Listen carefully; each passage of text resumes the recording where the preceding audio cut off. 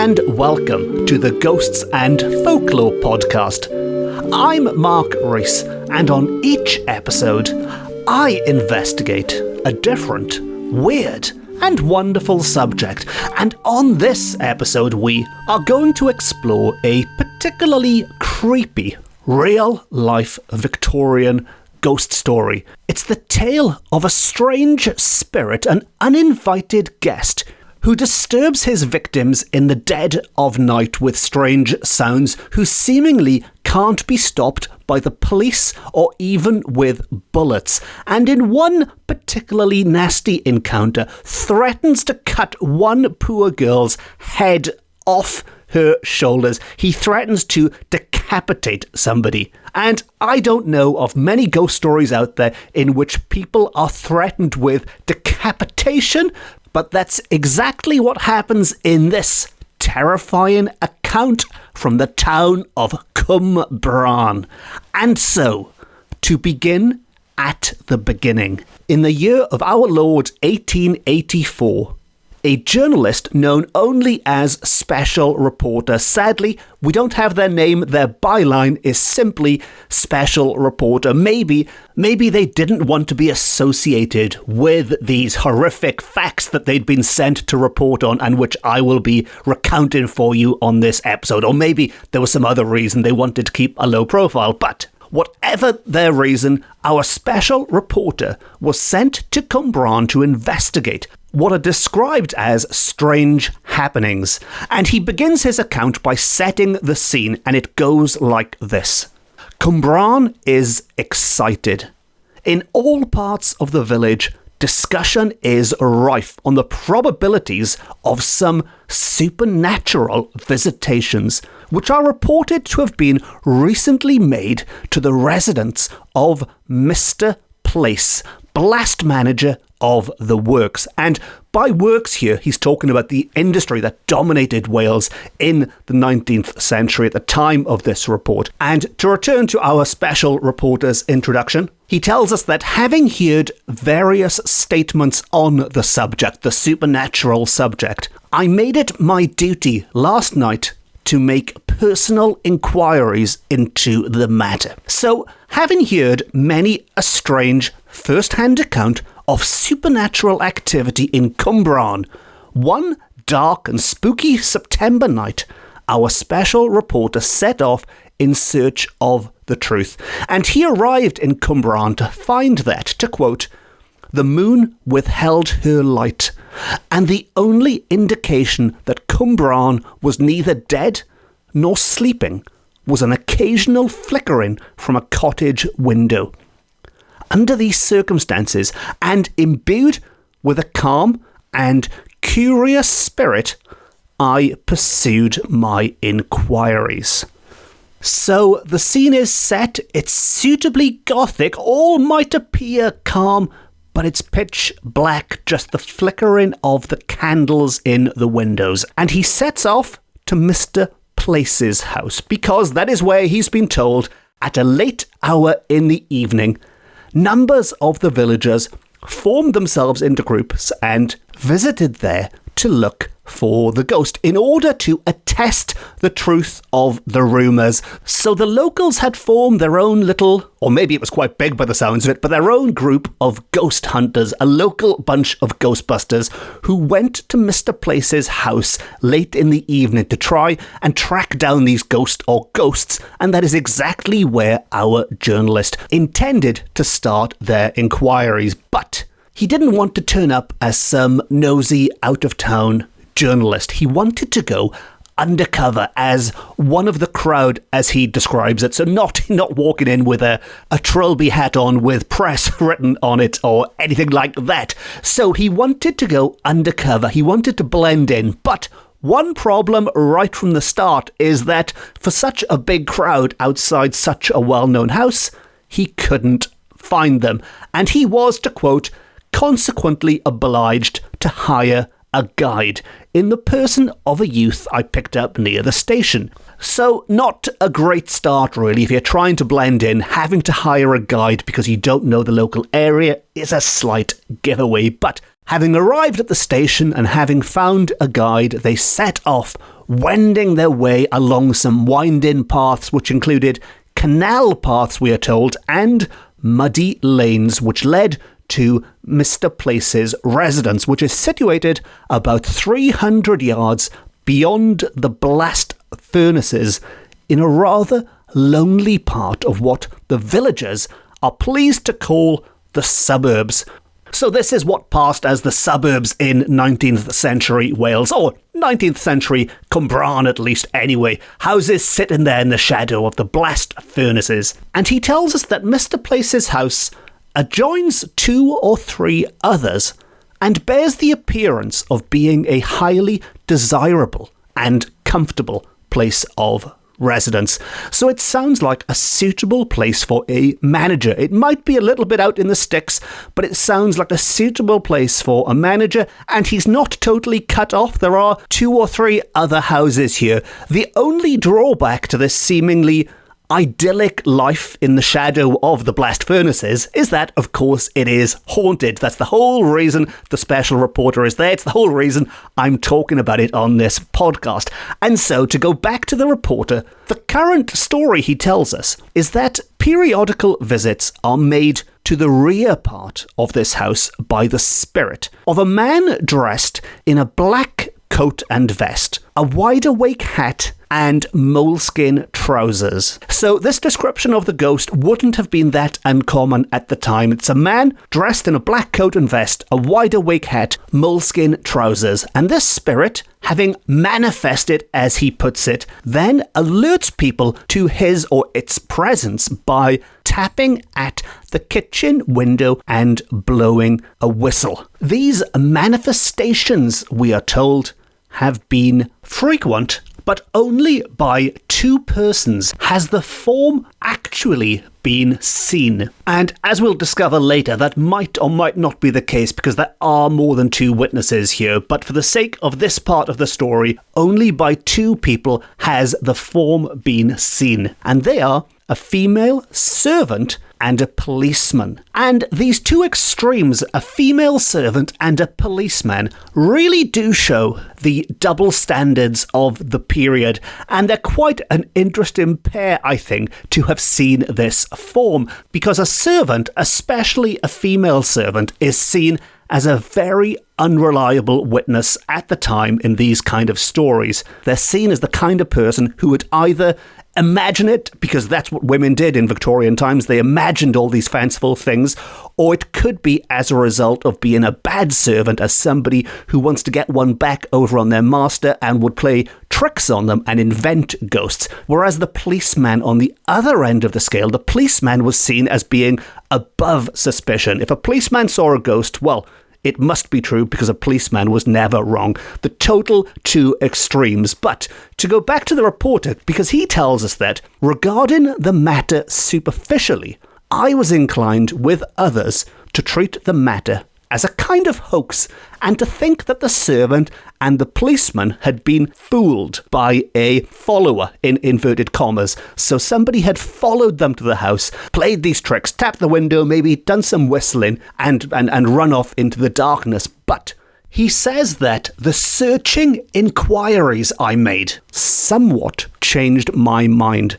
And I think that's quite an interesting line as well, because the reporter, quite rightly, is looking at the evidence gathered so far. And while it's only been seen by 2 witnesses, granted, one of which, as mentioned, would be considered to be quite unreliable, the other one would be considered to be very reliable, but nevertheless, there's only 2 witnesses. And the ghost's appearance does sound exactly like somebody in a costume. This isn't some ethereal thing or some poltergeist swirling things in the air. It's a ghost dressed in, if not contemporary clothing, certainly clothing that people in living memory might have seen. Somebody with a wide-awake hat and moleskin trousers. A very similar description, actually, to a ghost I spoke about, or alleged ghost, I should say, but an alleged ghost I spoke about on episode 85, where I talked about the ghost of the hanged man who returned to the castle in Carmarthenshire. And there's no direct link to this tale at all. I just think it's interesting that similar things were going on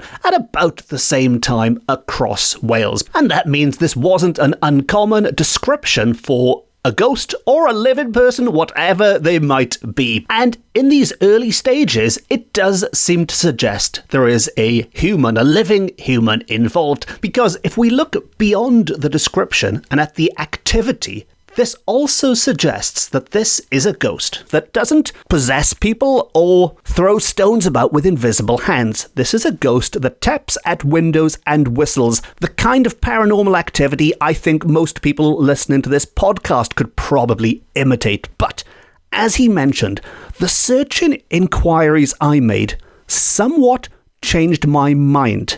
And so, putting his skepticism to one side for the moment, he relates the facts. The cold, hard facts as they are to date. And it goes like this.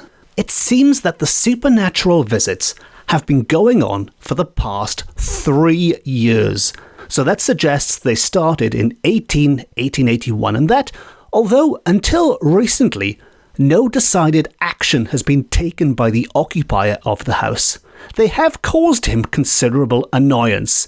So he's been living with this activity until now, but 3 or 4 months ago, he engaged a new servant, a somewhat dull and ingenuous maid of 26, and as I was saying earlier, these are the unflattering ways in which servants, and in particular female servants, were often seen at the time.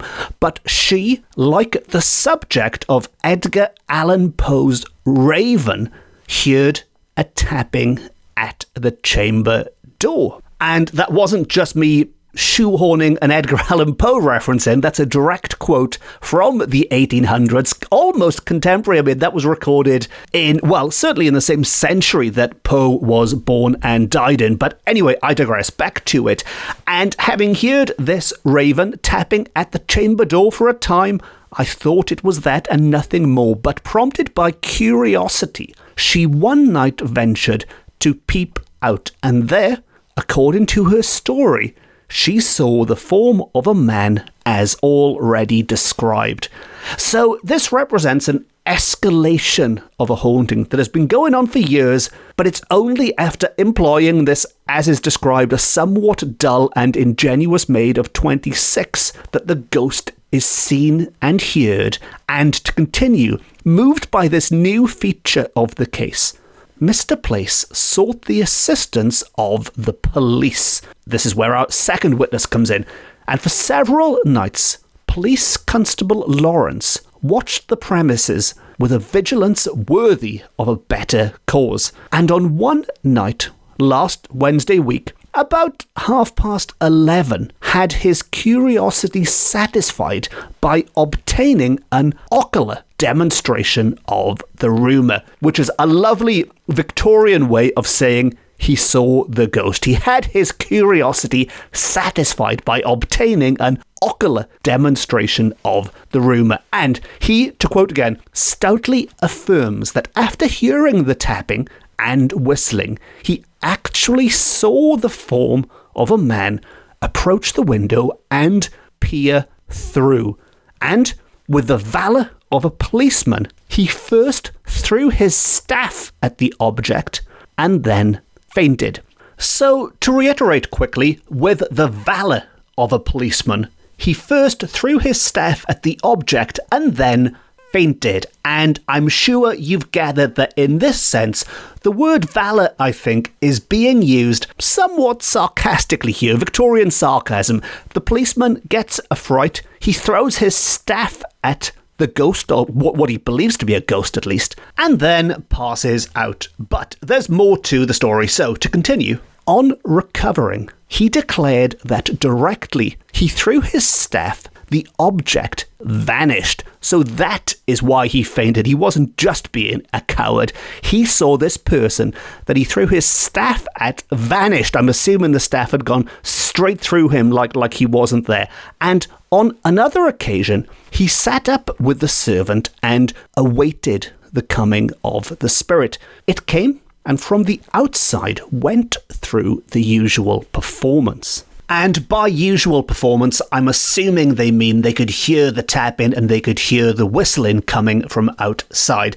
And the constable and the girl immediately repaired to the door, where the girl again claimed to be able to see the form, that shape of a man outside, although this time the policeman could not see a thing. Now comes a remarkable part in the story. The reporter's words, they're not mine. And so I'll read you this remarkable part. And so, to quote, "With her hand clasped in that of the constable, so the legend runneth, so the old men tell." A little bit more of Victorian sarcasm, I think, there.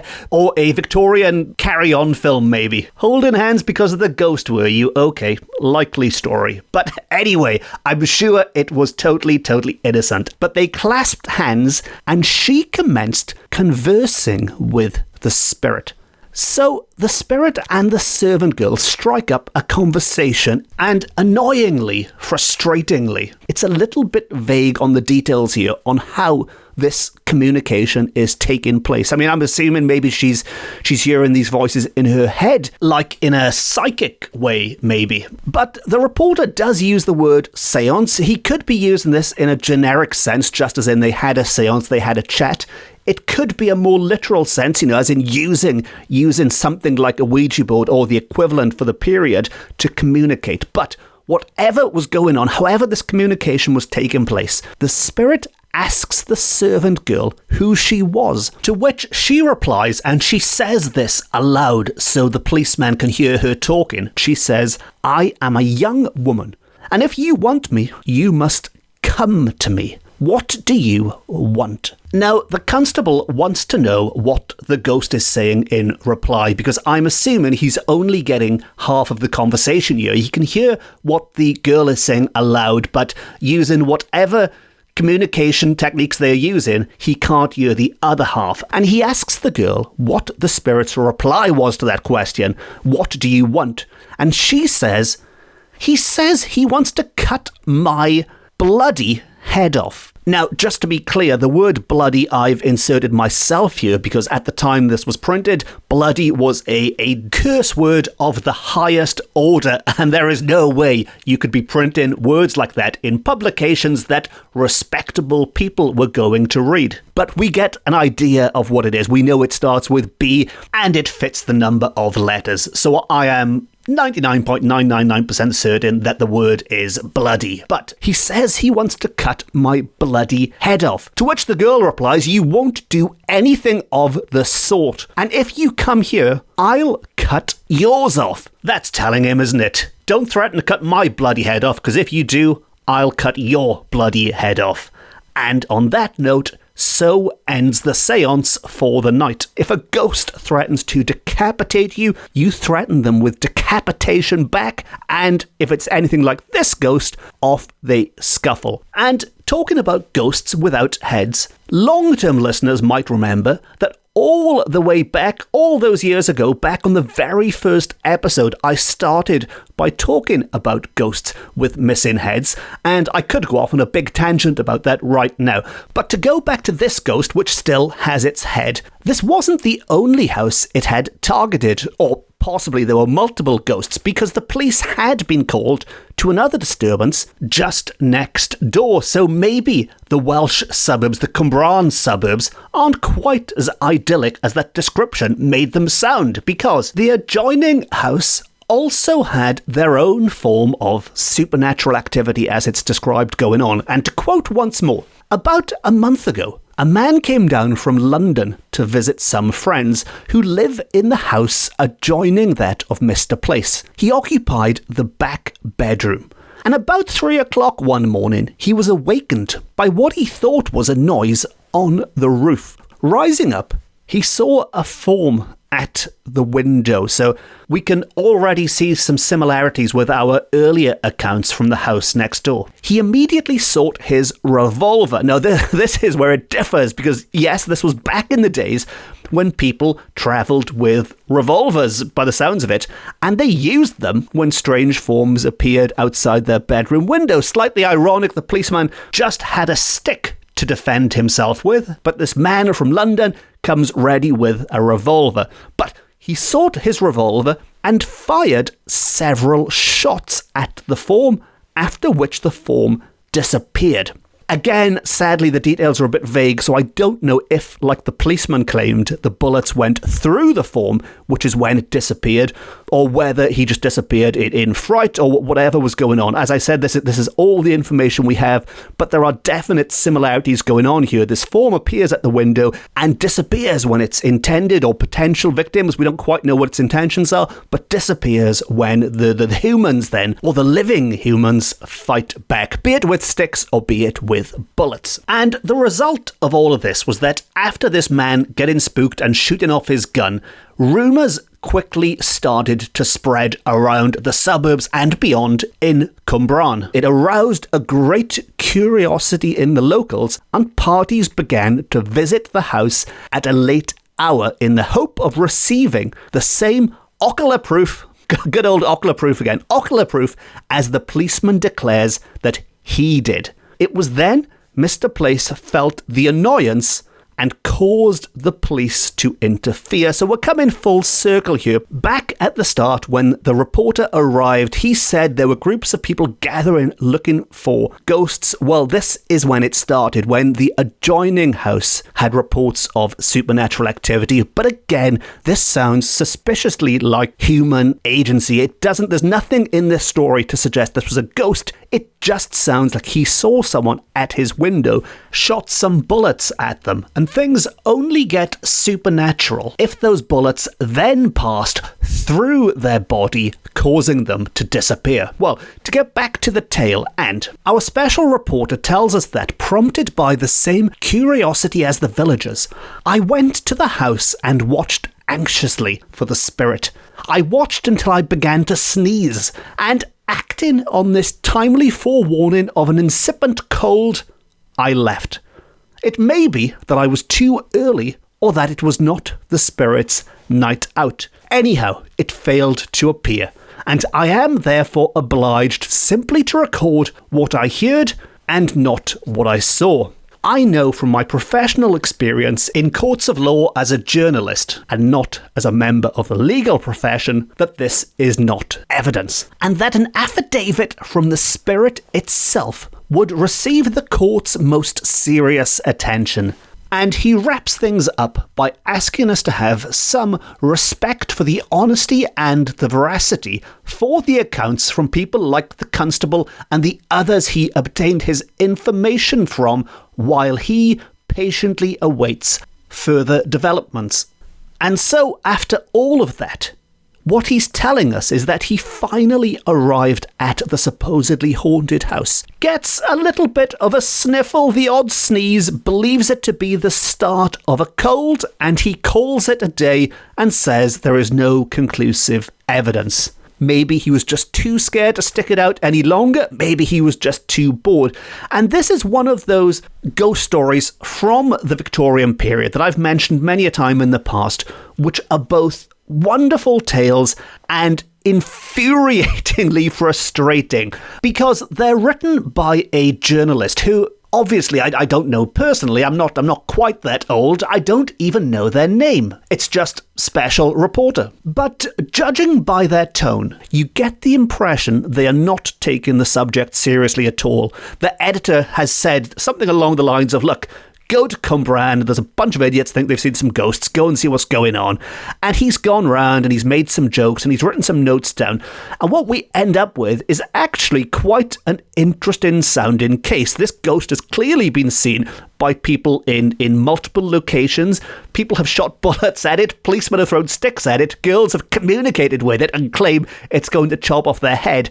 And whatever is going on here, or was going on there, paranormal or otherwise, I find fascinating. I mean, of course, if it is supernatural in nature, as some people claimed, then that is a fantastic case. If it's just some local man running around pretending to be a ghost, that's also a fascinating case.